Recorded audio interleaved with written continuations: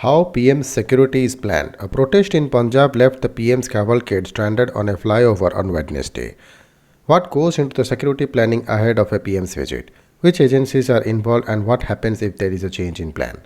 With the Prime Minister's cavalcade stranded on a flyover in Punjab's Ferozpur district for over 15 minutes due to a protest, the Ministry of Home Affairs has shot a report from Punjab government on what it called a major lapse in the security of the PM.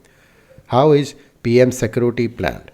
Planning of the PM's security during any visit is an elaborate exercise that involves central agencies and state police forces.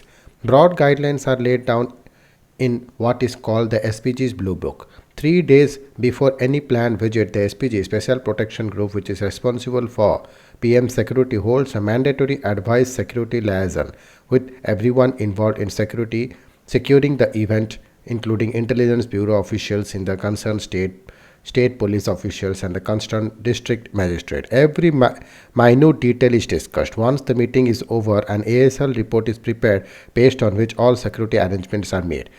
What is chalked out during the meeting? Generally, a PM's visit is supposed to be chalked out to the last detail and then the itinerary is expected to be stuck to.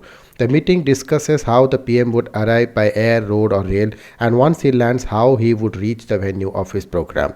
Inputs of central agencies and local intelligence are taken into consideration. The security of the venue, which involves aspects such as entry and exit, frisking of those coming to the venue, and placing of door frame metal detectors, is discussed. Even the structural stability of the dais is checked. Fire safety of the venue is also audited. Even weather report for the day is taken into consideration. If the PM is likely to take a boat, the functional readiness and safety of the boat is authorized on a certificate. If there are bushes on the route the PM is likely to take, SPG may ask them to be cut down.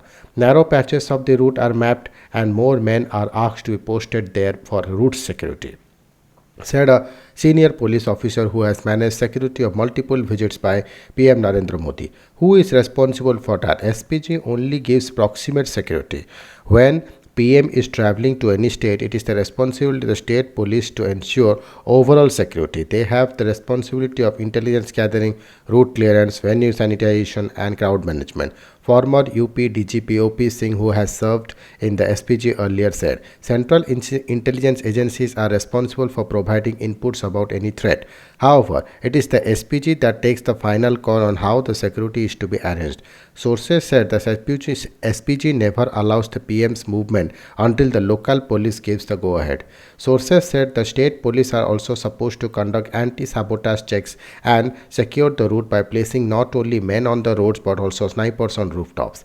The state police also provides a pilot that leads the PM's cavalcade. If he is likely to stay at a place, an SP level officer is deputed as camp commandant to ensure security. During public meetings, rallies and road shows, apart from policemen, an SP is deputed to post men in plain clothes for security. During rallies, leaders do not want to be surrounded by uniformed men, but they cannot be left unattended. So, men in plain clothes, sometimes even masquerading as party workers, are deputed, another officer said. What happens if plans change suddenly? A contingency plan is always made in advance. That is why sources said the weather report is taken into consideration. What if, because of bad weather, the PM cannot fly to the venue, so an alternative route by road is planned in advance. The route sanitized and security placed on the road, even if the PM is supposed to fly. You cannot arrange security at the last minute, the officer said. Sources said this happens often as helicopter requires 1000-meter visibility. A lot of times during the winters, the PM has to take the road because of fog. These routes have been planned and secured in advance.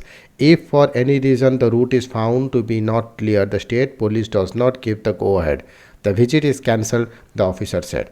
What if there is a spontaneous protests? Sources said protests are always a threat to any VIP's visit and thus elaborate planning is made in advance by the state police to thwart them.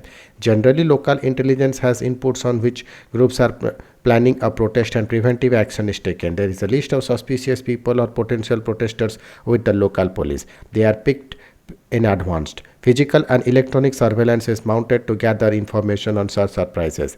If there is a planned protest that cannot be stalled, then the route is avoided, the officer said.